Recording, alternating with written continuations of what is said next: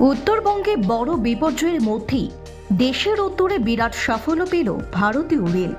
কাশ্মীর উপত্যকায় চেনাব নদীর ওপর তৈরি বিশ্বের সর্বোচ্চ রেল ব্রিজের ওপর দিয়ে চালু হয়ে গেল ট্রেন চলাচল। বৃহস্পতিবার ট্রায়াল রানের অঙ্গ হিসেবে আস্ত একটি ট্রেন ছুটে গেল ব্রিজের ওপর দিয়ে। এই রেলের ব্রিজের উচ্চতা প্যারিসের আইফেল টাওয়ারের থেকে আরও ৩৫ মিটার বেশি। চেনাব নদীর ওপর মোট ৩৫৯ মিটার উঁচু এই ব্রিজ তৈরি করা মুখের কথা নয়। সেই ব্রিজেও ওপর দিয়ে আজ ট্রেন ছুটে গেল। ব্রিজটি লম্বায় প্রায় ১.৩ কিলোমিটার। রেলের দাবি, এটি বিশ্বের অষ্টম আশ্চর্য বলা হলে ভুল কিছু হবে না।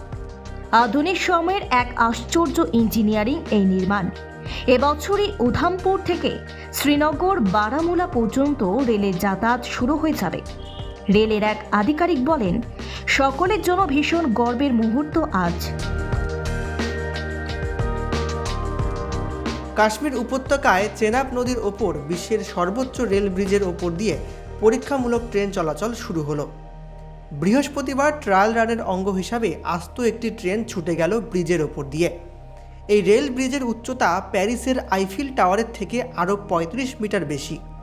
চেনাব নদীর ওপর মোট ৩৫৯ মিটার উঁচু এই ব্রিজ তৈরি করা মুখের কথা নয়। সেই ব্রিজের ওপর দিয়েই আজ ট্রেন ছুটে গেল। ব্রিজটি লম্বায় প্রায় ১.৩ কিলোমিটার। ওপরে হাওয়ার গতিবেগ বেশি থাকে, তার মধ্যেই এই ব্রিজ তৈরি। খুব শীঘ্রই নিয়মিত চলবে ট্রেন। রেলের দাবি, এটি বিশ্বের অষ্টম আশ্চর্য বলা হলেও ভুল কিছু হবে না।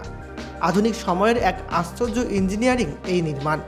এবছরই উধামপুর থেকে শ্রীনগর বারামুলা পর্যন্ত রেলের যাতায়াত শুরু হয়ে যাবে। রেলের এক অধিকর্তা বলেন, সকলের জন্য ভীষণ গর্বের মুহূর্ত আজ। যেদিন ট্রেন রিয়াসিতে পৌঁছতে পারবে সেদিন হবে জেলার জন্য একটি খুশির দিন।